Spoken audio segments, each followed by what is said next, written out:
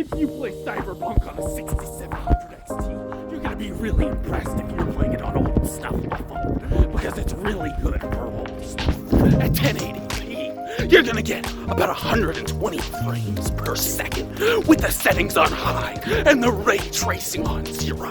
That's a really, really impressive thing to do on a really, really budget-friendly car. AMD, AMD, AMD! Chapter 1, A Pirate's Tale. Ara, gather round, ye scallywags, for I've a tale to spin about a man whose power sailed through the world like a mighty ship on the high seas, though not by sword or cannon, but by a will stronger than any gale. This tale begins on the evening of the great feast, when the stars be bright in the sky and the waves be calm on the horizon.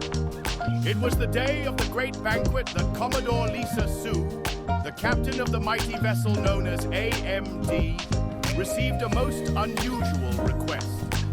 The docks were bustling with the voices of traders and merchants, but her mind was on matters more serious than coin. For you see, not every captain answers the cries of the common folk, but Commodore Sue, she was different. She had power, aye, but it was a power built upon honor, loyalty, and trust. And that's why when the call came from one of her old friends, a distressed soul in need, she knew she had no choice but to lend a hand.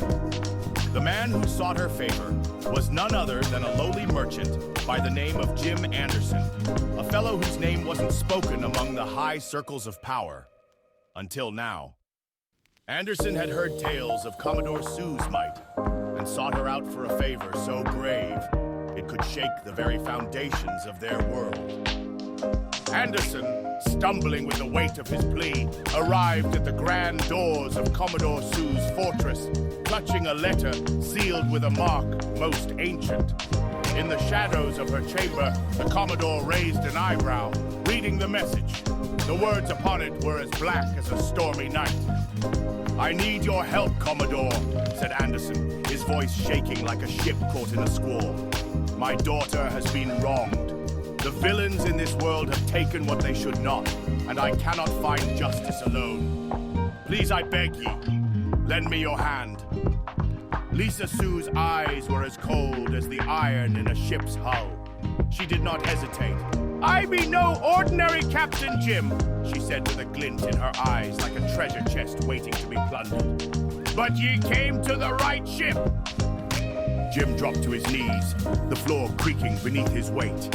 He pleaded with the Commodore, offering riches, titles, anything his weak hands could bear to give. But Sue, well, she wasn't the type to be swayed by gold or gems. She looked upon him and said, "I'll help ye, but remember this, a favor from me costs more than ye could ever repay. It's not riches I seek, it's loyalty I want ye to swear an oath that when the time comes, you'll stand with me through the storms." Anderson, his face pale as the moon, nodded.